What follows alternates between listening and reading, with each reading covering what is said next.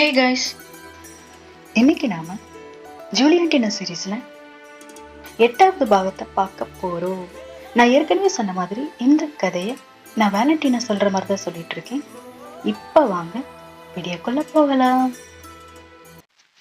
ஒரு மனுஷனுக்கு கெட்டது நடந்தா அது தொடர்ந்து நடந்துகிட்டே இருக்குன்னு சொல்லுவாங்க. அந்த மாதிரி என்னோட கெட்ட நேரமும் என்னை துரத்த ஆரம்பிச்சிட்டு இருந்தது. ஜூலியானாவை விட்டு கொடுக்க முடியாதுன்னு முடிவு பண்ணி அவளை பார்க்க போனேன். பட் அவ அன்னைக்கு என்கிட்ட பிரேக்கப் பத்தி பேச வந்தா. ஐம் சாரி ஜூல்ஸ், நான் உன்னை அவாய்ட் பண்ணிருக்க கூடாது. நான் உனக்காக எல்லாத்தையும், என் ஃபேமிலி, என்னோட ஃப்ரெண்ட்ஸ் எல்லாத்தையும் விட்டுட்டு வர இப்ப நான் ரெடியா இருக்கேன் அப்படின்னு அவன் முன்னாடி கலங்கி நின்னேன். பட் ஜூலியானா நாம இனி பார்க்கவே வேண்டாம் அப்படின்னு சொல்லிட்டு போனான். அவ அப்படி சொல்லிட்டு போனதுக்கு காரணம் இருந்தது.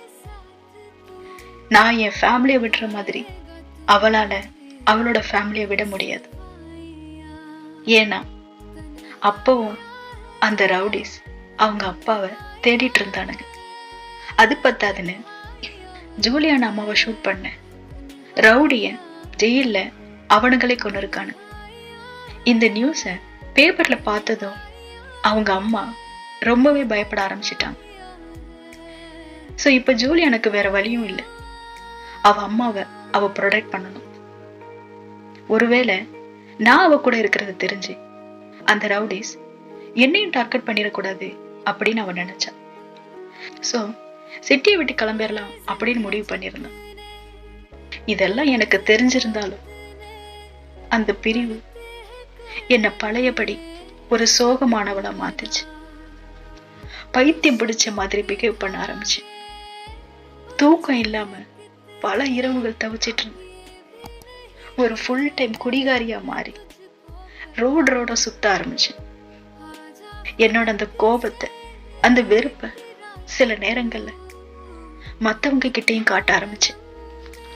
நான் படுற வேதனைகள் பத்தாதுன்னு கடவுள் நினைச்சாரோ என்னமோ தெரியல, எனக்கு அடுத்த சோதனையும் கொடுத்தாரு. ரோட்ல சுத்திட்டு இருந்த என்ன ரவுடிஸ் கன் பாயிண்ட்ல நிப்பாட்டி என்னை வீட்டுக்கு கூட்டிட்டு வந்தானுங்க. என் வீட்டுக்குள்ள நுழைகிறதுக்கு என்ன ஒரு சாவியா தான் பயன்படுத்தினாங்க. அன்னைக்கு அந்த ரவுடிஸ் என் வீட்டுக்கு வர்றதுக்கு காரணம் என் சின்னம்மா மேல அந்த ரவுடியில ஒருத்தனுக்கு இருந்த ஆசைதான் காரணம். உள்ள வந்தவங்கள ஒருத்தன் என் சின்னம்மா கிட்ட ஒழுங்கா ஒத்துக்கிட்டினா நீ மட்டும், இல்லைன்னா இந்த வீட்டு பிரின்சஸையும் சேர்த்து நான் எடுத்துப்பேன் அப்படின்னு சொல்லி மிரட்டிட்டு இருந்தான். அவ்வளவு நாள் எனக்கு கால் பண்ணாத ஜூலியானா நான் ஆபத்துல இருக்கிறது தெரிஞ்சதோ என்னமோ தெரியல எனக்கு வீடியோ கால் பண்ண. நானும் ஆர்வத்துல அதை அட்டன் பண்ணேன். பட் அத அந்த ரவுடியும் பார்த்துட்டான். என் போனை பிடுங்கி உடைச்சான். அன்னைக்கு எங்க வீட்டுல ஒரு பெரிய சீனே நடந்துட்டு இருந்தது. ஒரு பக்கம் என் அக்கா ஹஸ்பண்ட் போலீஸை கூட்டிட்டு அங்க வந்திருந்தார். இன்னொரு பக்கம் ஜூலியானா என்னை பாக்குறதுக்காக ஓடி வந்தார். எனக்கு எதுவும் ஆயிருக்குமோ அப்படின்னு ரொம்ப பதட்டத்துல இருந்தேன். அப்ப அங்க போலீஸ் ஃபயர் பண்ணிட்டு இருந்தாங்க. பட் அப்போ ஜூலியானா உள்ள வர்றதுக்கு ட்ரை பண்ணா. அங்க என் மாமா ஜூலியானாவை தடுத்து நிறுத்தி அவளை ப்ரொடெக்ட் பண்ணாரு. போலீஸ் ஃபயர் பண்ண ஆரம்பிச்சதும் வீட்டுல இருந்த ரவுடிஸ் எல்லாரும் பயப்பட ஆரம்பிச்சாங்க. இனி வேற வழி இல்லைன்னு முடிவு பண்ணி என்னை பணிய கைதியா மாத்தி என்னை கன் பாயிண்ட்ல நிப்பாட்டி என்னை வெளியே இழுத்துட்டு போனானுங்க. அப்ப எதிர்பாராத விதமா ஜாக்கப் அங்க வந்தார். அந்த ரவுடியை ஷூட் பண்ணி என்னை காப்பாத்தினார். பட் அந்த சண்டையில ஜாக்கப்புக்கும் குண்டடிப்பட்டது. அந்த இன்சிடென்ட்க்கு அப்புறம் என்னோட நிலைமை ரொம்பவே மோசமாயிட்டு இருந்தது. நைட்டு பயத்துல கத்தி அலற ஆரம்பிச்சேன். எனக்கு எங்கேயும் அந்த கன் சவுண்டு கேட்கிற மாதிரி இருந்தது. நான் தனிமையில தள்ளப்பட்டிருந்தேன். என் அக்கா எனக்கு கவுன்சிலிங் பண்றதுக்காக சைக்காட்ரிஸ்ட வர சொல்லியிருந்தேன். நானும் அவங்க கிட்ட பேசிட்டு இருந்தேன். ஜூலியானா கூட எனக்கு கால் பண்ணா. நீ நல்லா இருக்கியா, நான் வேணா வரட்டுமா அப்படின்னு சொல்லி கேட்டேன். பட் நான் அவ மேல இருந்த கோபத்துல உன் கூட பண்றதுக்கு இப்ப எனக்கு எந்த மூடும் இல்லை அப்படின்னு சொல்லி அவளை இன்சல்ட் பண்ண. அப்படிதான் ஒரு நாள் என்னோட சின்ன அம்மா என்கிட்ட பேச வந்தாங்க. அவங்க பேசிட்டு இருக்கும் போதே, உனக்கு ஒரு விஷயம் தெரியுமா, நம்ம டிரைவர் ஜேக்கப் ஜூலியானாவோட அப்பா அப்படின்னு சொன்னாங்க. பட் நான் அத அப்ப நம்பல. அதுக்கு வாய்ப்பே இல்லை. எனக்கு தெரிஞ்சவரை ஜூலியானாவோட அப்பா ரொம்பவே மோசமானவர். அது ஜேக்கப்பா இருக்க வாய்ப்பே இல்லை. நீங்க ஏதோ தப்பா புரிஞ்சிட்டு இருக்கீங்க அப்படின்னு சொன்னேன். பட் அப்புறம் தான் நான் யோசிச்சு பார்த்தேன். நான் எப்பெல்லாம் ஜேக்கப்ப ஜூலியானாவுக்கு இன்ட்ரோ பண்ணலாம் நினைச்சாலும் அப்பெல்லாம் ஏதாவது ஒரு காரணம் சொல்லி ஜேக்கப் எஸ்கேப் ஆயிட்டு இருந்தாரு. பார்ட்டியில ஜூலியானாவை டிராப் பண்ண வர சொன்ன போது எங்க கிட்ட வரைக்கும் வந்துட்டு ஒர்க் இருக்குன்னு கிளம்புனார். ஜூலியானா அம்மா ஹாஸ்பிட்டல்ல இருக்கும் போதும் ஜேக்கப்ப நாம அவங்கள பார்க்க போலான்னு சொல்லி கூப்பிடும் போது அப்பவும் ஒரு காரணம் சொல்லி தப்பிச்சார். சோ எனக்கு சந்தேகம் வந்தது. நான் ஜூலியானாவுக்கு கால் பண்ணேன். அவளும் என்னை பார்க்க வந்தா. என்னை எப்படி இருக்க அப்படின்னு கேட்டேன். நீ பார்க்கிற மாதிரியே நான் ரொம்பவே மோசமா இருக்கேன் அப்படின்னு சொல்லிட்டு, நான் உன்கிட்ட ஒண்ணு கேட்பேன் ஜூலியானா, அதுக்கு நீ நேர்மையா பதில் சொல்லுவியா அப்படின்னு கேட்டுட்டு, ஜேக்கப் உன் அப்பாவா அப்படின்னு கேட்டேன். அவ ஆமான்னு பதில் சொன்னான். எனக்கு அந்த முறை கோபம் வந்தது. எத்தனை முறைதான் என்கிட்ட போய் சொல்லுவேன் அப்படின்னு கேட்டு அவளை திட்ட ஆரம்பிச்சு. அப்ப ஜூலியானா, வேலண்டினா ப்ளீஸ், நான் சொல்றது கொஞ்சம் பொறுமையா கேளு. ஜேக்கப் என் அப்பா அப்படிங்கிறது எனக்கு ரீசெண்டா தான் தெரியும் அப்படின்னு சொல்ல ஆரம்பிச்சேன். அன்னைக்கு என் வீட்டுல ஷூட் அவுட் நடந்துட்டு இருக்கும் போது ஜூலியானா என்னை பார்க்க ஓடி வந்திருந்தா. எல்லாம் முடிஞ்சதுக்கு அப்புறமும் கூட அவளை வீட்டுக்குள்ள போலீஸ் விடல. ரொம்ப நேரம் அவ வெளியவே வெயிட் பண்ணிட்டு இருந்திருக்கா. அந்த டைம்ல தான் ஜேக்கப் குண்டடிப்பட்டு ஆம்புலன்ஸ் கிட்ட வந்திருக்கிறார். அவரை பார்த்ததும் இந்த ஷூட் அவுட் எல்லாத்துக்கும் அவர்தான் காரணம் அப்படின்னு அவ முடிவு பண்ணிட்டான். அப்புறம் ஹாஸ்பிட்டலுக்கு ஜேக்கப்பை பார்க்க போயிருக்கா. அப்ப ஜேக்கப், நான் உன் அப்பா இல்ல, இது என்னோட பாடியே கிடையாது, பட் நான் எப்படி இந்த உடம்புக்குள்ள வந்தேன்னு தெரியல அப்படின்னு சொல்லியிருக்கிறார்.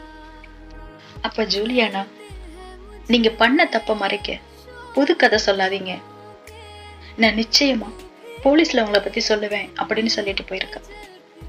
அப்புறம் வீட்டுல வந்து நடந்தத அவ அம்மா கிட்ட சொன்னா. ஆல்ரெடி அவங்களுக்கு அதை பத்தி தெரிஞ்சிருந்தது. ஜேக்கப் சொன்ன மாதிரியே அவரு உன்னோட அப்பா கிடையாது அப்படின்னு சொல்லியிருக்கிறாங்க. நான் ஜூலியானாவையும் அவங்க அம்மாவையும் எங்க வீட்டுக்கு கூட்டிட்டு போன போது ஜேக்கப் ஜூல்ஸ் அம்மாவை மீட் பண்ணி இத பத்தி பேசியிருக்கிறார். ஆரம்பத்துல அவங்க அம்மாவும் அதை நம்பல. பட் ஜேக்கப்போட பிஹேவியர், அவர் பார்க்கிற விதத்தை வச்சு அவர் எல்சினோ கிடையாது அப்படின்னு முடிவு பண்ணியிருக்கிறாங்க. ஒரு மனுஷனோட குணதிசயங்களை காட்டுற கண்ணாடினா அது அவங்களோட கண்ணை தான் சொல்ல முடியும். ஜேக்கப்போட கண்ணுல அந்த கொலவரி இல்லை, அவர் நிச்சயமா உன்னோட அப்பாவா இருக்க முடியாது அப்படின்னு ஜூல்ஸோட அம்மா ரொம்பவே ஸ்ட்ராங்கா சொல்லியிருக்கிறாங்க. இதெல்லாம் ஜூல்ஸ் என்கிட்ட சொல்லிட்டு, உன்கிட்ட பொய் சொல்றதுக்கு என்கிட்ட எந்த காரணமும் கிடையாது வேலண்டினா, என் லைஃப்ல அந்த ஆளை நான் மறுபடியும் மீட் பண்ணுவேன்னு நினைக்கவே இல்லை, என்ன நம்பு அப்படின்னு சொன்னான். அப்ப எனக்கு அந்த ரைட்டரை பார்த்து பேசணும்னு தோணுச்சு. ஏன்னா அவரு தான் அந்த ஜேக்கப்பை எங்களுக்கு ரெக்கமெண்ட் பண்ணியிருந்தாரு. சோ நான் என் அண்ணா கிட்ட இத பத்தி சொல்லிட்டு ஜூலியானா கூட சேர்ந்து ரைட்டரை மீட் பண்ண போனேன். அங்க அவரு, இதெல்லாம் நம்புறதுக்கு ரொம்பவே கஷ்டமா இருக்கலாம், ஆனா நமக்கு தெரியாதுங்கிறதுக்காக அது உண்மை இல்லைன்னு ஆகாது. ஜேக்கப் சொன்னது உண்மைதான். அவன் எல்சினோ கிடையாது, அவன் என் ஃப்ரெண்டு, ரொம்ப நல்ல மனுஷன். அவனோட ஆன்மா இப்ப எல்சினோ பாடியில இருக்கு. இந்நேரத்துக்கு உனக்கே புரிஞ்சிருக்கு வேலண்டினா, எல்சினோ ஒரு கொலைகாரன். அவனோட சாயல் எப்பவாது ஜேக்கப் கிட்ட உன்னால உணர முடிஞ்சதா அப்படின்னு என்ன கேட்டார். அவர் சொன்னதுக்கு அப்புறம் நானும் யோசிச்சேன். எனக்கு தெரிஞ்ச ஜேக்கப் ரொம்பவே நல்ல மனுஷன். யாருக்கும் எந்த கெட்டதும் பண்ண மாட்டார். குறிப்பா என்கிட்ட ஒரு நல்ல ஃப்ரெண்டாவே இருந்திருக்கிறார். அவரால் நிச்சயமா ஒரு கொலைகாரனா இருந்திருக்கவே முடியாது அப்படின்னு நினைச்சிட்டு அங்கிருந்து கிளம்பணும். அங்கிருந்து நான் ஜூலியானாவை டிராப் பண்றதுக்காக அவ வீட்டுக்கு போனேன். அப்ப நாங்க அந்த புக்கை பத்தி பேசிட்டு இருந்தோம். அப்ப நான், உனக்கு தெரியுமா ஜூலியானா, இந்த புக்ல நிறைய மேஜிக் இருக்கு. என் லைஃப்லயும் நிறைய மேஜிக் கொண்டு வந்திருக்கு. நான் உனக்கு காட்டுறேன் பாரு அப்படின்னு சொல்லி நான் ஆல்ரெடி மார்க் பண்ணி வச்சிருந்த சென்டென்ஸை அவளுக்கு படிச்சு காட்டினேன். உயிரானது மறுஜென்மம் எடுக்கும்போது அது இரத்த சம்பந்தப்பட்ட உறவுகளை அல்லது நட்பு வட்டாரங்கள்லயோ தான் மேக்சிமம் எடுக்கும் அப்படின்னு போட்டிருந்தது. இதை கொஞ்சம் யோசிச்சு பாரு ஜூஸ். இது மட்டும் உண்மையா இருந்தா நான் அடுத்த ஜென்மத்திலையும் என் குடும்பத்தை மீட் பண்றேன். அப்புறம் அந்த வாழ்க்கையில நீ மட்டும்தான் என்னோட ராஜகுமாரனா இருப்ப.